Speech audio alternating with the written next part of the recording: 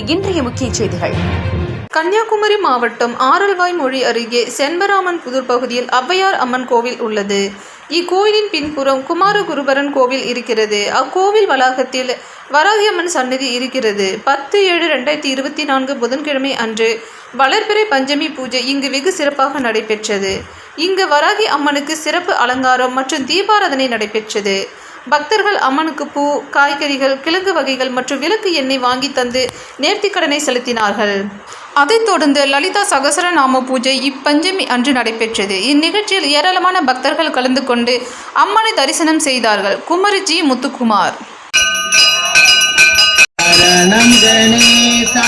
Ganesha